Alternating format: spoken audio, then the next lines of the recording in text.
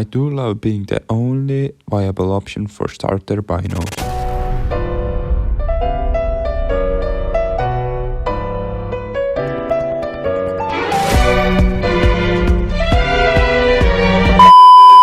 So, what are these mysterious binos you might have been seen popping up in Facebook and Discord groups? It's the new IRAY J31. Before we compare these J31s to Argus 1431 Mark IIs with Carson lenses, let's go over its features. First thing you might notice about the J31 is how small and adorable it looks. It's around 9.5 centimeters long compared to 11 centimeters that is Argus 1431s, or really any other system that uses PVS 14 optics, as you can't really change the location of the lenses in the design. Also, the optics are a lot smaller, and that leads to a crazy lightweight system at 465 grams, without battery of course, compared to 500 to 600 grams that typical bino system weighs.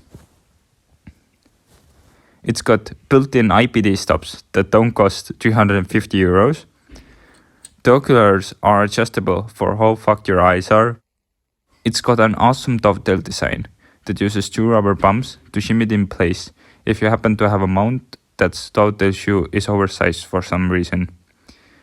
It's got a proprietary limo plug that uses only IRAY battery packs, and it runs on AA batteries.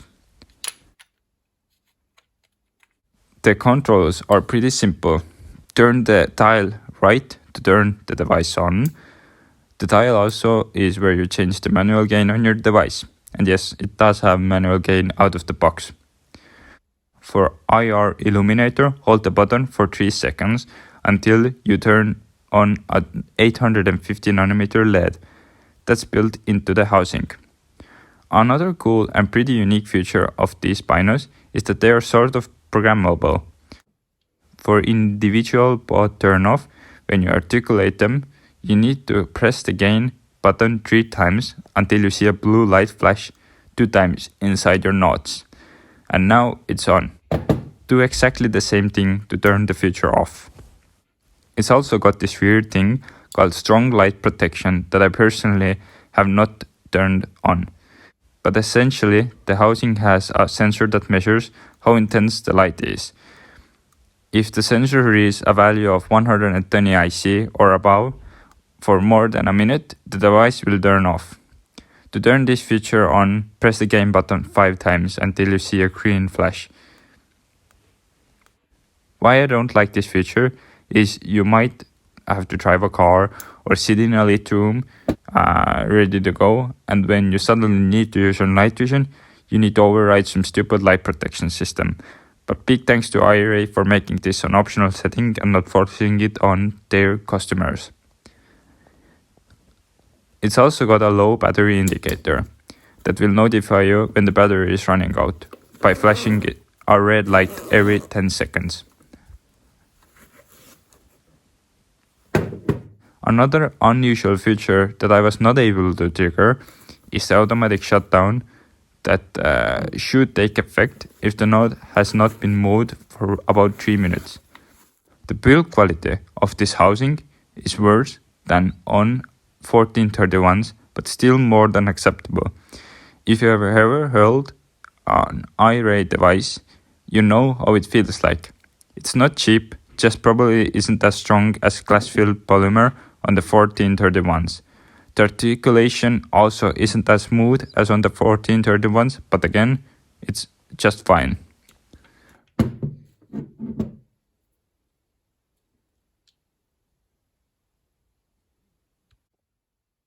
Now to the part you all have been waiting for.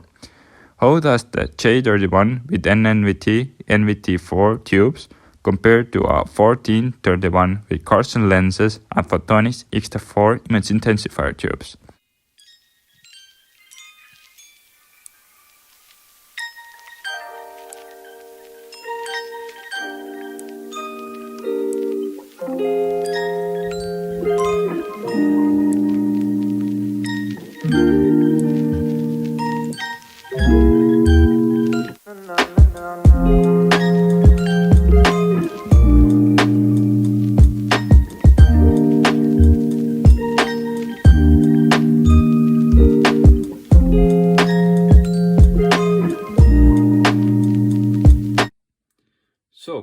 for final conclusion, what do I think about this J31 binos?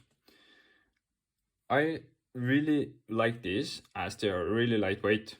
So what people don't usually consider with lightweight setups is that with these you're not only adding the more weight of the binos, like 150 grams, it doesn't sound a lot, but you also need a counterweight with this. So you're adding around 300 grams to the back of your helmet to balance this out. So around almost a kilo, but with these, they're exactly on the line where I don't need a counterweight at all. I can just run these on the helmet without any accessories. So that's really cool. Another thing that I have noticed about these binos is the larger field of focus. As they have a smaller aperture compared to a PVS 14, more things appear in focus. So that's really simple. The smaller aperture, in my opinion, accounts for a little bit light loss. You probably saw in the comparison clips, but it's almost negligible. You don't really notice it in use, especially having two eyes behind this. A lot of people will probably have questions about the eye relief, and it's on the spec sheet at least the same as the PVS 14 eye base.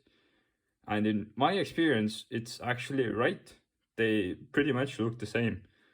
I run them completely as far as I can on my mount, and I can completely see around the binos, and I can still see perfectly two circles. And that's about it. That's what I think about the Cherry J31s. They are a really awesome set, and if you can get your hands on these for under 4,000 euros, you will be golden. As these cost about 4,400 euros. I think they are an easy pick over Argus 31s. Thank you.